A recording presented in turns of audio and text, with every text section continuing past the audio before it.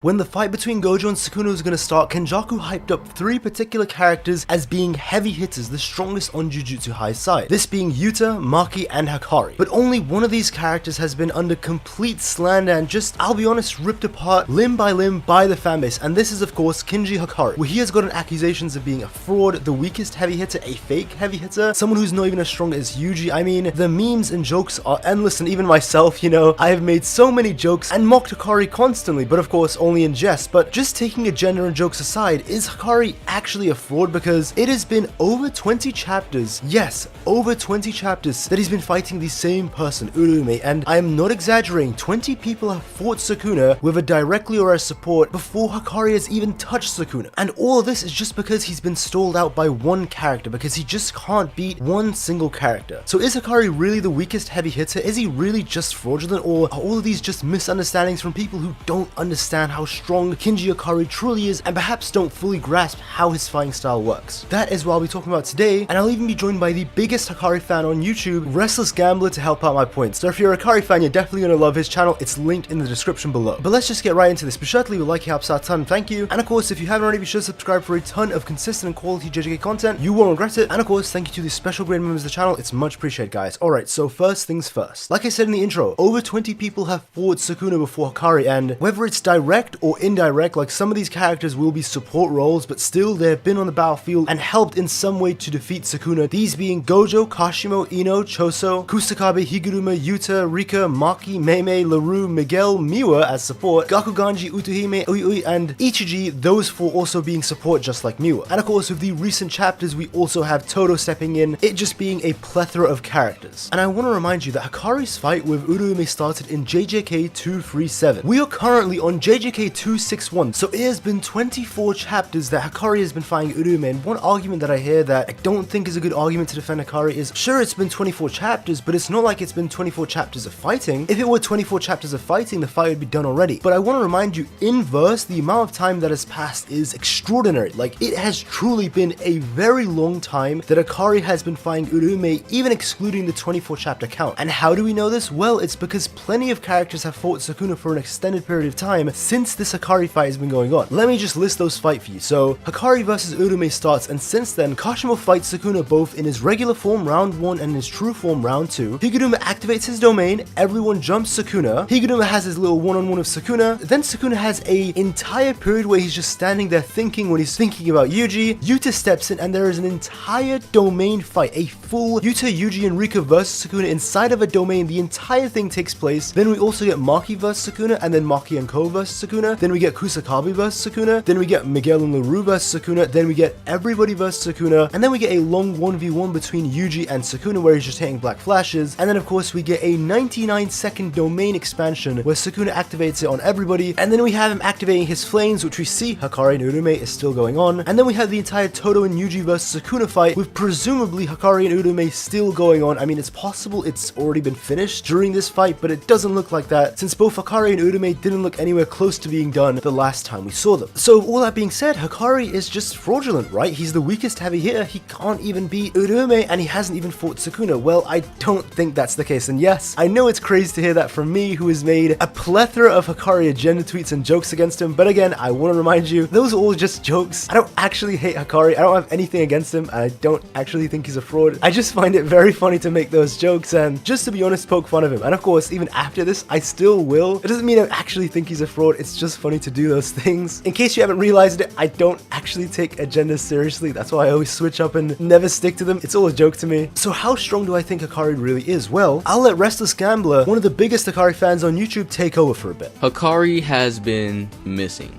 He's been missing for over 20 chapters now, and as a Hakari fan, of course, I've noticed this, even without the slander I get daily for my guy not being Uraume yet. I and any other sane Hakari fan would have already assumed that he would win his fight by now, but kind of obvious why he hasn't, and that's because of his moveset. Can you guess the 2 things Hakari can do at the moment? Yes, punch and kick. With Kashimo and Charles, it was tolerable because they both engage in hand-to-hand combat, with Kashimo only having to throw the occasional lightning to throw from afar, but Uraume is nothing like that. In fact, I don't remember a single instance where Uraume has ever fought someone in hand-to-hand combat. Their main course of action is to throw ice, freeze people with ice from afar, and if push comes to shove, freeze people with direct contact. In chapter 252, we can basically see what the problem is. Hakari isn't in Uraume's face, and Uraume is throwing stuff around, as you can observe from the entire city being frozen. Hakari can't get close enough to do damage, and Uraume can't kill Hakari because of his immortality. It's basically a stalemate. Now, if Hakari has been able to loot domains until this point, there's absolutely nothing stopping bro from trying to outlast Uraume, but even then, that's 1, unrealistic given Uraume should have some great curse energy efficiency, and 2, a terrible decision story-wise. Even though Hakari's been fighting Uraume for so long, agenda aside, I don't think this proves Hakari is a fraud. The same thing would happen if Hakari was fighting Mahito, for instance. Just because Hakari isn't fit for a certain matchup and other people might be, doesn't prove he's a fraud, and this isn't even me being biased. However, if GEGE genuinely has Hakari still punching and kicking just like pre-time skip, I think GEGE is the fraud here.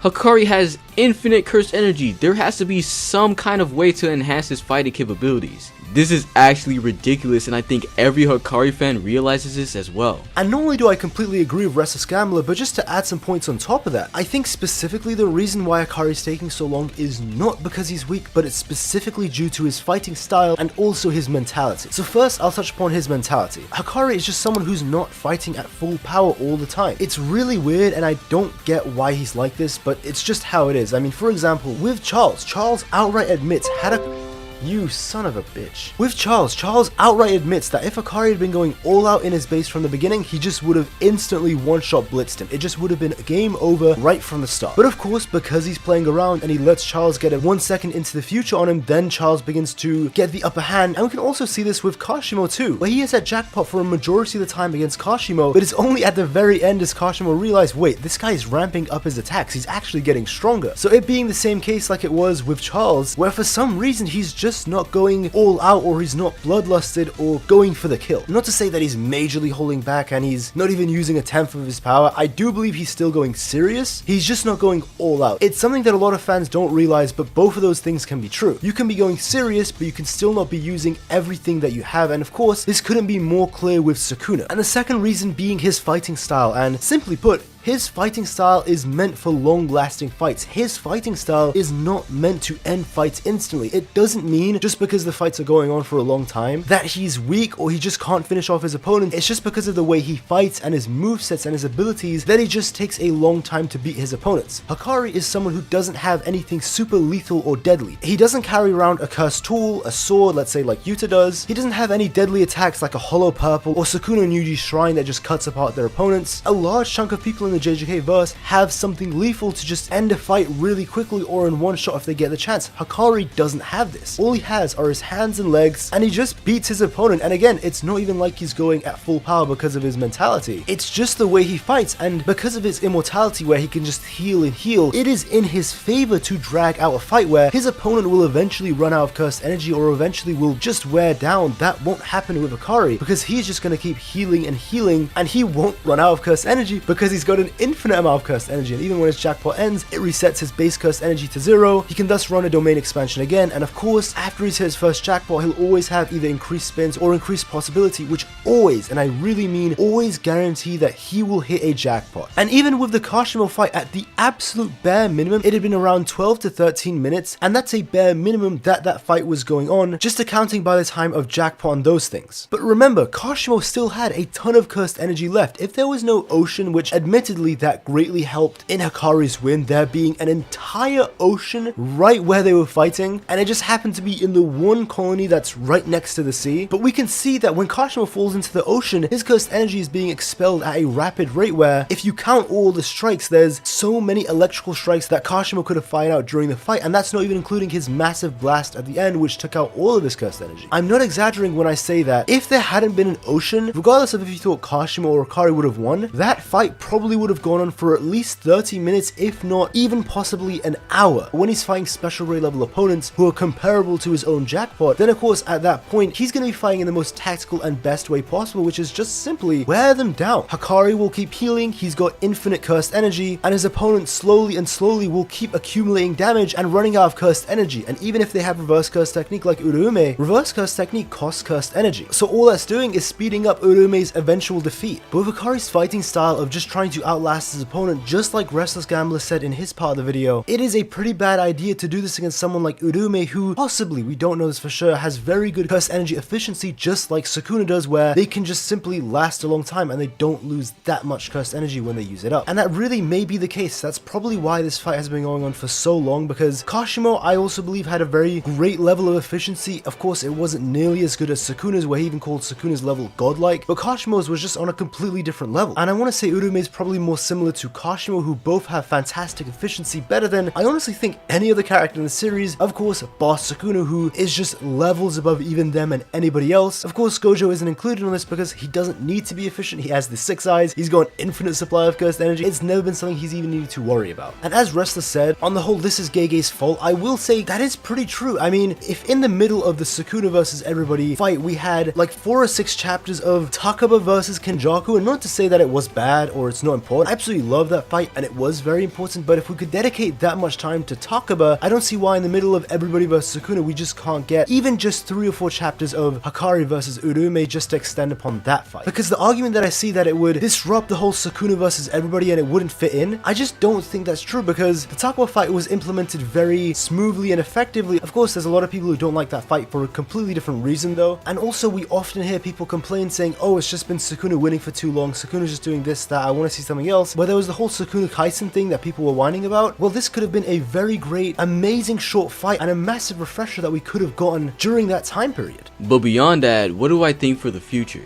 On my Twitter, I already made a prediction for Hakari and Sukuna, and that prediction was that they would never meet. I compared Hakari to Gon, Uraume to Pitou, and Sukuna to Meruem. The funniest part about it is that all of these characters are similar as hell, and I expanded more on the Gon and Hakari thing in a separate thread. I'll definitely be making a video on it soon, given that GEGE doesn't debunk me, so stay tuned for that. So yeah, I do think Hakari won't be meeting Sukuna, and that Sukuna will die before Hakari even interacts with him. I did think that their interactions would have been so lit given that they parallel each other so much, but that's just how GEGE's story is seeming to pan out.